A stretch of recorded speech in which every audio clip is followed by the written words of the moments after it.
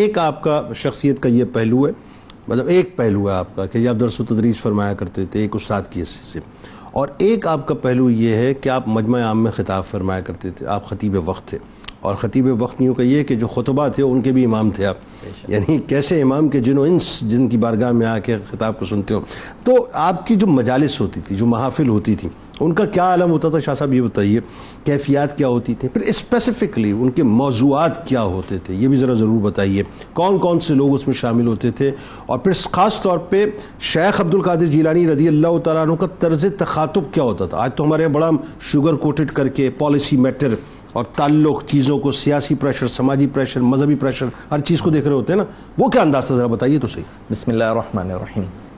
حضور شیخ عبد القادر جیلانی رحمۃ اللہ تعالی علیہ کا انداز تبلیغ تھوڑا سا جداگانہ تھا۔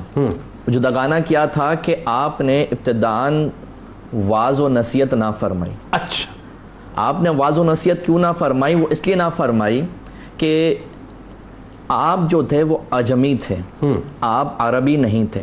ایک روز حضور جان عالم علیہ السلام حضور شیخ عبد القادر جیلانی رحمۃ اللہ تعالی کے خواب میں آتے ہیں کہ بیٹے تم خطاب کیوں نہیں کرتے، تم واعظ کیوں نہیں کرتے؟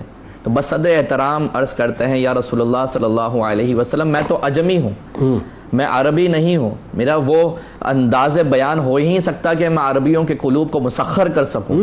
تو حضور جان عالم علیہ السلام نے آپ کو دعا ارشاد فرمائی۔ پھر عالم یہ ہوتا کہ جب آپ خطاب فرماتے، جب آپ تبلیغ فرماتے، تو وہاں لوگوں کے درمیان کہیں تو سناٹا چھا جاتا، کہیں آؤ بکا جو ہے وہ شروع ہو جاتی، کہیں عالم یہ ہوتا کہ لوگ مرغے بسمل کی طرح تڑپنا شروع ہو جاتے، کہیں وش کی کیفیت طاری ہو جاتی، بلکہ معاملہ تو یہاں تک پہنچ جاتا کہ لوگ محبت اور خشیت الہی سے ان کی روح کف سے انسری سے پرواز کر جاتے۔ بلکہ شاہ صاحب مجھے کہنے دیجئے جملہ کہ سرکار مدینہ صلی اللہ علیہ وآلہ وسلم نے خاص طور پہ 7 مرتبہ جب اپنا لعاب دہن مبارک آپ کو عطا فرمایا، پھر مولا کائنات نے ادب کو ملوز رکھتے ہوئے 6 مرتبہ اپنا لعاب دہن مبارک عطا فرمایا، تو یہ اسی کا صدقہ ہے کہ آپ کی زبان کی بالکل وہ تاثیر آپ کو عطا ہوئی۔ اور تاثیر کی ایک بنیادی وجہ جو ہمیں نظر آتی ہے وہ کنیت الطالبین کی آپ 14 مجالس کو اٹھا کے دیکھ لیں، اور فتح الربانی کی 62 مجالسوں کا مطالعہ کر کے دیکھ لیں، تو نتیجہ یہ نکل کے آتا ہے کہ جس کی زبان کے پیچھے احوال ہوں،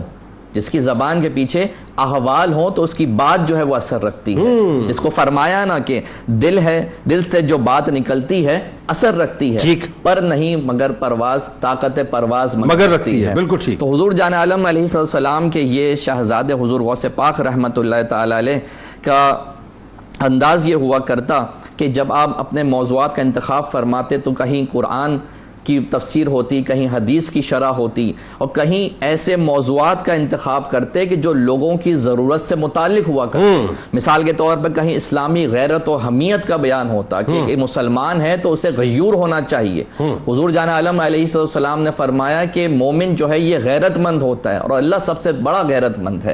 حضور جان عالم علیہ السلام کے یہ شہزادے کہیں تو انتخاب موضوع یہ فرماتے کہ حدود اللہ کی، جو اللہ پاک کی حدود ہیں ان کی حفاظت کس طرح کی جائے۔ اسی طرح کہیں پہ راہ عظیمت کی بات ہوتی، چنانچہ آپ ارشاد فرماتے ہیں کہ پاک ہے وہ ذات کہ جس نے میرے دل میں مخلوق کو نصیحت کا جذبہ ڈال دیا اور اسے میری زندگی کا مقصد بنا دیا۔ فرمایا کہ اے لوگوں تم راہ عظیمت کو اختیار کرو اور راہ رخصت کی تلاش سے گریز کرو، یعنی تمہیں راہ عظیمت پہ چلنا ہے، راہ رخصت پہ نہیں چلنا ہے۔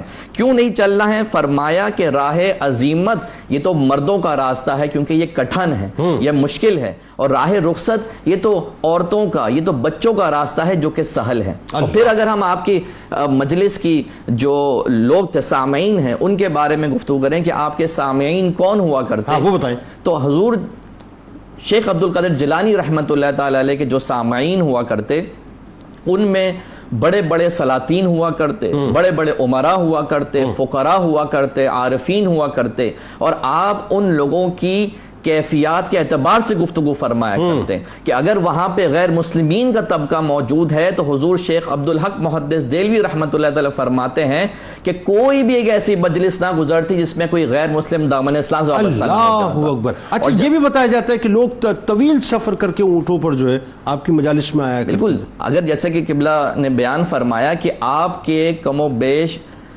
1,20,000 شاگرد. ان شاگردوں کو اگر ہم ذرا دیکھیں یہ شاگرد گئے کہاں, تو حضرت سلطان صلاح الدین ایوبی رحمت اللہ تعالی جو فاتح بیت المقدس ہیں, ان کی جو آرمی تھی اس آرمی کا اکثر حصہ آپ کے شاگردوں سے بھرا ہوا اور تھا. ان کے جو اپنے چیف آپریٹنگ آفیسر تھے وہ تھے حضرت ابن قدامہ رضی اللہ تعالیٰ عنہ. وہ آپ کے شاگرد اور آپ کے خلیفہ. کمال یہ کہ آخری برس ملا تھا ان کو, کہتے ہیں آخری برس ملا تھا, اور عالم یہ تھا مطلب کچھ ٹیم امام غزالی علیہ رحمہ کی تھی, کچھ آپ کے شاگردوں کی تھی. بالکل. ایک بات جو بڑی اس میں اہم ہے وہ یہ کہ ابتدا میں آپ کی محافل میں, آپ کی مجالس میں لوگ نہیں آتے تھے. یہ بھی دیکھیں نا بڑی ایک, وہ کہتے ہیں نا کہ اپنا کہ آپ محنت کرتے رہے, اللہ تبارک و تعالیٰ اس کا صلہ دیتا ہے. آپ مایوس نہ ہوئے, آپ نے کنٹینیوٹی کے ساتھ محنت کی. یہ ذرا بتائیے. جی دیکھیں, یہی جو ایک اللہ تبارک و تعالیٰ کا فرمان ہے کہ لا تقنطوا من رحمت اللہ, کہ اللہ کی رحمت سے مایوس نہ ہو. ہمارے ہاں ہوتا یہ ہے کہ جب ہم تھوڑی سی محنت کرتے ہیں اور اس کا نتیجہ, اس کا آؤٹ پٹ نہیں آ رہا ہوتا, ہم مایوس ہو کے بیٹھ جاتے ہیں.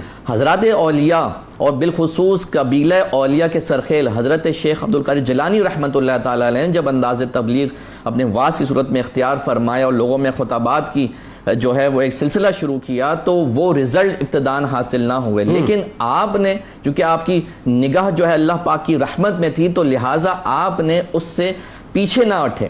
حتیٰ کہ آپ کا انداز یہ ہوتا کہ جب سلاطین بھی آپ کے سامنے موجود ہوتے, چاہے بڑے بڑے جابر موجود ہوتے, تو آپ کی آواز کلمہ حق بلند کرتی, گویا کہ زبان حال سے کہہ رہے ہوتے کہ مر جائیں گے ظالم کی حمایت نہ کریں گے, احرار کبھی ترک روایت نہ کریں گے.